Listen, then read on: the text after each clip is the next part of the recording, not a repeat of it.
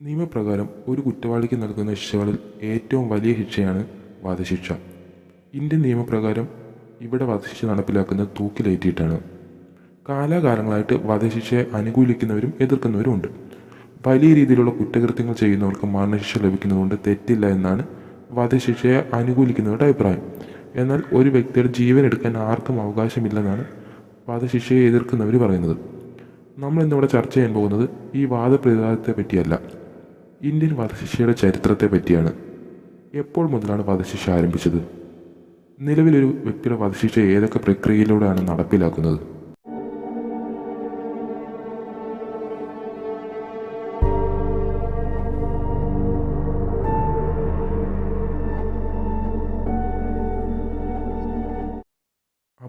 അപൂർവങ്ങളായിട്ടുള്ള കുറ്റകൃത്യങ്ങൾക്കാണ് ഇന്ത്യയിൽ വധശിക്ഷ നൽകപ്പെടുന്നത്.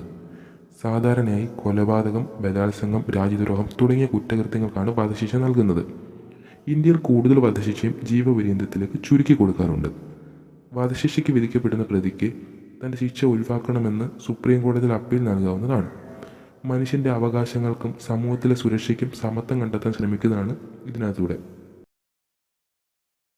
എപ്പോൾ മുതലാണ് വധശിക്ഷയൊക്കെ നടപ്പിലാക്കി തുടങ്ങുന്നത്? എപ്പോഴാണ് ഇതിൻ്റെയൊക്കെ ആരംഭം? ഭരണഘടന നിലവിൽ വന്നതിന് ശേഷമാണ്? അല്ല, പുരാതന കാലം മുതൽക്കേ നടപ്പിലാക്കി വരുന്നൊരു ശിക്ഷാരീതിയാണ് വധശിക്ഷ. നിയമങ്ങൾ രൂപീകരിക്കുന്നതിന് മുൻപ് തന്നെ മതത്തിൻ്റെയും സാമൂഹ്യശാസ്ത്രത്തിൻ്റെയൊക്കെ അടിസ്ഥാനത്തിൽ വധശിക്ഷ നടപ്പിലാക്കിയിരുന്നു. പുരാതന കാലം മുതലേ വധശിക്ഷകൾ നൽകപ്പെട്ടിരുന്നു. പുരാതന കാലത്തിൽ വധശിക്ഷകൾ നടപ്പിലാക്കിയിരുന്നു എന്നതിൻ്റെ തെളിവുകൾ ലഭിക്കുന്നത് വേദങ്ങളിൽ നിന്നുമാണ്. ഇന്ത്യയിലെ പുരാതന വേദങ്ങൾ പരിശോധിക്കുകയാണെങ്കിൽ അതിൽ നിന്ന് മനസ്സിലാവുന്നത് അക്കാലത്ത് ചില കുറ്റകൃത്യങ്ങൾക്ക് വധശിക്ഷ നൽകപ്പെട്ടിരുന്നു എന്നാണ്. മുസ്ലിം ഭരണകാലത്തും വധശിക്ഷകൾ നൽകപ്പെട്ടു. അതിനുദാഹരണമാണ് ഷറിയത്ത് നിയമം. ഷറിയത്ത് നിയമപ്രകാരം മുസ്ലിം ഭരണകാലത്ത് വധശിക്ഷകൾ നൽകിയിരുന്നു എന്ന് പ്രതിപാദിക്കുന്നുണ്ട്. കൊല, കള്ളക്കടത്ത് തുടങ്ങിയ കുറ്റകൃത്യങ്ങൾക്കൊക്കെ മുസ്ലിം ഭരണകാലത്ത് മരണശിക്ഷ നൽകിയിരുന്നു. 19-ാം നൂറ്റാണ്ടിൽ ബ്രിട്ടീഷ് ഭരണകാലത്ത് നിയമങ്ങൾ കൂടുതൽ ക്രമബദ്ധപ്പെടുത്താൻ ആരംഭിച്ചു.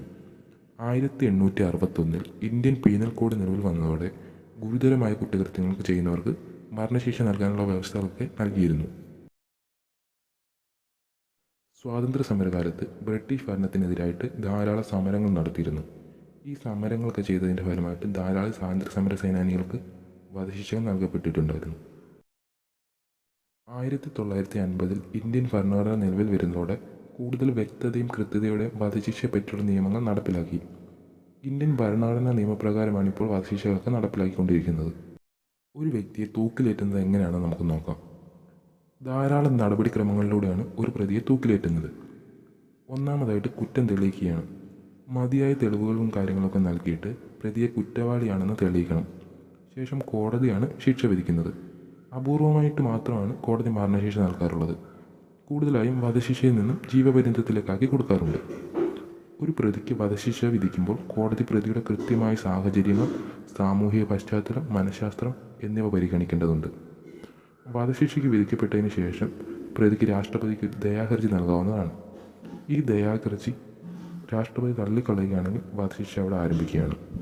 ബ്ലാക്ക് വാറന്റ് പുറപ്പെടുവിക്കുകയാണ് ആദ്യത്തെ നടപടി. പിന്നീട് പ്രതിയെ കണ്ടംപ്റ്റ് സെല്ലിലേക്ക് മാറ്റുന്നു. ഇതൊരു ഏകാന്ത തടവറയാണ്. കണ്ടംപ്റ്റ് സെല്ലിൽ പ്രതിയെ തനിച്ചായിരിക്കും നിർത്തുക. പ്രതിക്ക് ഇഷ്ടഭക്ഷണം നൽകുന്നതും സന്ദർശകരെ അനുവദിക്കുന്നതും ഇവിടെ വെച്ചായിരിക്കും. അവസാനമായി എന്തെങ്കിലും ആഗ്രഹമുണ്ടോ എന്ന് ചോദിച്ചറിയുന്നതും ഇവിടെ വെച്ചിട്ടാണ്. വിൽപ്പത്രങ്ങളും മറ്റും എഴുതാനുള്ള അവകാശവും ഇവിടെ വെച്ച് പ്രതിക്ക് നൽകുന്നുണ്ട്. പ്രതിയുടെ ഭാരം കണക്കാക്കിയ ശേഷം അതേ ഭാരത്തിലുള്ളൊരു ഡമ്മി ഉപയോഗിച്ച് കയറിൻ്റെ ബലം പരിശോധിക്കുന്നു. കയറ് പൊട്ടിപ്പോകാതിരിക്കാനും മറ്റുമാണ് ഇങ്ങനെ ചെയ്യുന്നത്. പുലർച്ചെ 3 മണിക്ക് പ്രതിയെ ഉണർത്തുന്നു. ശേഷം പ്രഭാതകൃത്യങ്ങൾക്ക് അവസരം നൽകുന്നു.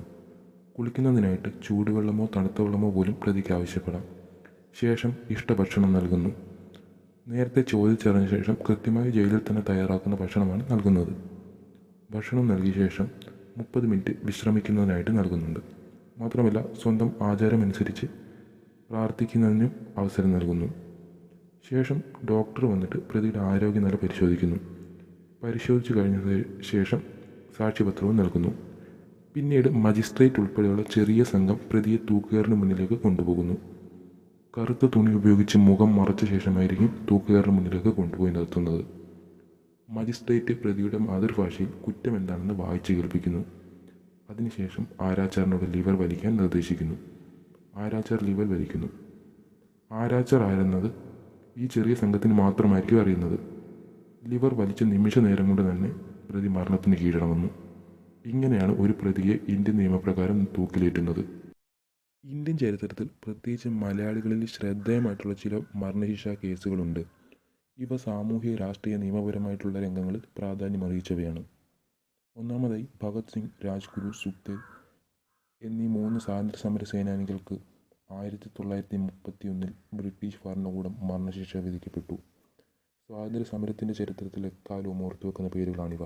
2012 ന്യൂഡൽഹിയിൽ വെച്ച് 23-കാരിയായിട്ടുള്ള യുവതിയെ പൈശാചികമായി ബലാത്സംഗം ചെയ്യുകയും കൊലപ്പെടുത്തുകയും ചെയ്തു. ഈ കേസിൽ 4 പ്രതികൾക്ക് വധശിക്ഷ വിധിക്കപ്പെട്ടു. ഈ കേസ് ഇന്ത്യയിൽ സ്ത്രീകളുടെ സുരക്ഷയെക്കുറിച്ചുള്ള ചർച്ചകൾക്കും നിയമപരമായിട്ടുള്ള പരിഷ്കാരങ്ങൾക്കും വഴിയൊരുക്കി. അഫ്സൽ ഗുരു, അജ്മൽ കസാബ് തുടങ്ങിയവരൊക്കെ രാജ്യത്ത് ചർച്ച ചെയ്യപ്പെട്ട് വധശിക്ഷ ലഭിച്ചവരാണ്. കേരളത്തിൻ്റെ തൂക്കുകയർ ചരിത്രം പരിശോധിക്കുകയാണെങ്കിൽ 2 ജില്ലകളിലാണ് വധശിക്ഷ നൽകുന്ന ജയിലുകളുള്ളത്: കണ്ണൂരും തിരുവനന്തപുരത്തും. കേരളത്തിൽ 26 പേരെ ഇതുവരെ തൂക്കിക്കൊന്നിട്ടുണ്ട്. തിരുവനന്തപുരം പൂജപ്പുരയിൽ അവസാനമായിട്ട് തൂക്കിലേറ്റിയത് അഴകേശൻ എന്ന പ്രതിയെയാണ്. കുഞ്ഞു കുട്ടികളെ അതിദാരുണമായി കൊലപ്പെടുത്തിയ ഒരു ദുർമന്ത്രവാദിയായിരുന്നു അഴകേശൻ. കണ്ണൂർ അവസാനമായിട്ട് തൂക്കിലേറ്റിയത് 14 പേരെ ചുറ്റിക ഉപയോഗിച്ച് തലക്കടിച്ചു വന്ന റിപ്പർ ചന്ദ്രൻ എന്ന സൈക്കോ കില്ലറിനെയാണ്. കേരളത്തിലെ ജയിലുകളിൽ വിധികാത്ത നിരവധി പ്രതികളാണ് ഇപ്പോഴും കഴിയുന്നത്. വധശിക്ഷയെപ്പറ്റിയുള്ള നിങ്ങളുടെ അഭിപ്രായം എന്താണ്?